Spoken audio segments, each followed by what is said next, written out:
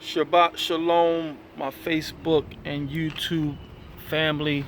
I greet you all in the name of the Most High, by the blood of His Son, Yahweh Shai, Jesus Christ, to most of you out there. This is another episode of Uncovering Hebrew Roots, and we're going to focus on the theme of teaching Hebrew Gentiles from real Gentiles, because as we laid out in the first episode, there's been confusion in the New Testament when Paul is referring to Gentiles. We've been taught that he's referring to other nations and he's gathering other nations and trying to convert them to Christians. But when we put precept upon precept and we connect the dots with the Old Testament, our foundation, we find out that Paul is not writing to strange nations. He's writing to scattered Hebrew Israelites who have been living like Gentiles. They've forsaken the circumcision, physically and spiritually, and they've been living like Gentiles or living like Greeks for centuries now. So that's what we're going to continue on in this lesson. And we laid the foundation. If for those of you who like to do your own research and don't take my word or any man's word for anything, you can see the foundation laid for this in Hosea, the first chapter, when the Most High divorced the northern kingdom and they became bastards.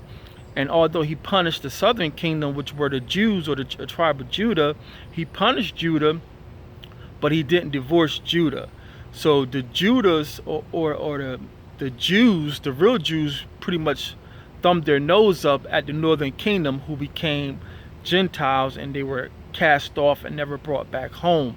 So by the time Christ and the apostles began their mission to regather the lost sheep of Israel, there's confusion who these Gentiles are. So again, you have to know the history of the Israelites to understand who Paul is writing to. And Paul pretty much explained himself in the book of Romans. When you go to Romans chapter 9, I believe at the 25th through 28th verses, he explains that he's talking to Israelite Gentiles because he quotes the chapter in Hosea 1 where the Most High divorced the northern kingdom. There's no way Paul can be talking to real Gentiles and he quotes from the Old Testament, because the Old Testament was only focused on the 12 tribes of Israel. But we're going to use Paul's letter to the Romans to bring some more clarity. And this witness, again, this is Paul's letter to the Romans.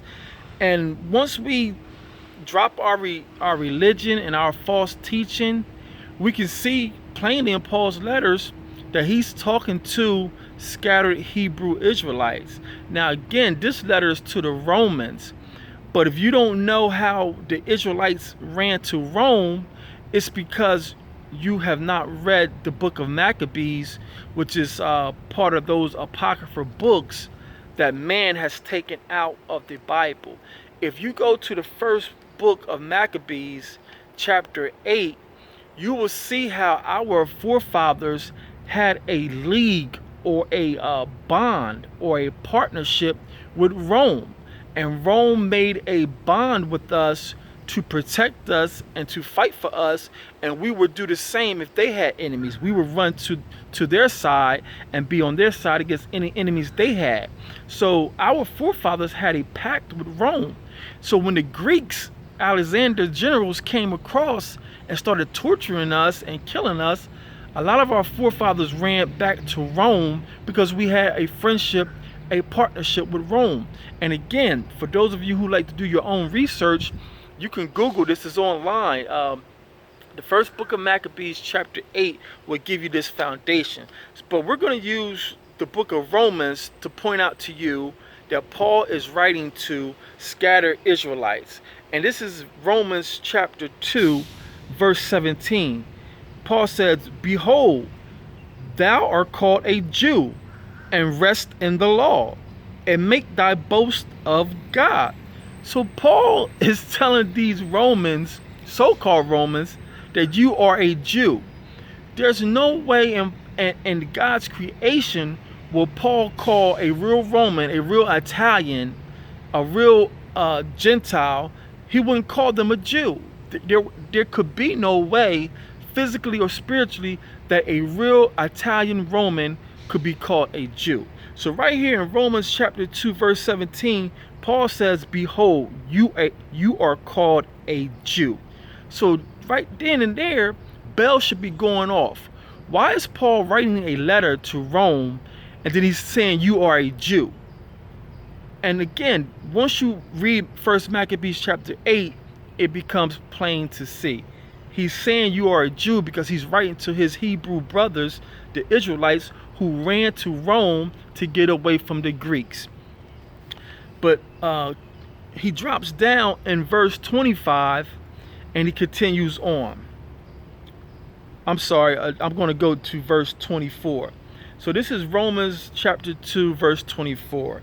He says, for the name of God is blasphemed among the Gentiles through you. Again, I'll read this again. This is Romans chapter 2, verse 24. He says, for the name of God is blasphemed among the Gentiles through you. This is pretty much reading comprehension 101. How could Paul be writing to real Gentiles and then he tells them the name of God is blasphemed among the Gentiles through you Gentiles? That makes no sense whatsoever. But once you put this history together and you line precept upon precept like the Isaiah said we are to do, you get the history of the Hebrew Israelites, how we were scattered throughout Europe. We ran from our persecutors time and time again. Again, that's been prophesied in the book of Deuteronomy 28. Moses prophesied that we would forsake our covenant with the Most High and we would continue to be chased and hunted down by our enemies. So again, Paul cannot be writing to real Gentiles if he's telling them in verse 24, the name of God is blasphemed among the Gentiles because of you. That don't make sense. So pretty much he's saying the name of God is blasphemed among the Gentiles through you Gentiles. That makes absolutely no sense. But when you put two and two together, precept upon precept, you understand that Paul in Romans and all his letters, he is writing to scattered Hebrew Israelites, specifically the northern kingdom, who became divorced and became Gentiles in the eyes of the southern kingdom, the Jews, and in the eyes of the Most High. Paul continued the work of Christ to bring back the scattered sheep of Israel. Again, this is for the body. This is not to divide. This is not to cause strife. And again, I mentioned before, just because you're not of the house of Jacob, you're not a physical descendant of the blood of Jacob, this does not exclude you from learning this. You too want to know who are the real blood descendants of Jacob, because in the end times, you want to know who we are so you can follow us and you too will be out of harm's way. You cannot be out of harm's way if you're running to the false or imposter Jews thinking they're going to lead you to safety, because they can't. They can't. So again, this teaching is not to divide, but this is to correct poor teaching, to correct false doctrine, and to awaken everybody to the true gospel. I pray that this is enlightenment for somebody. I pray that this has helped somebody. Again, I'm not a know-it-all. I welcome questions.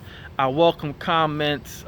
If you have some contrary information, post it so we can all examine this and we can build and uplift each other together.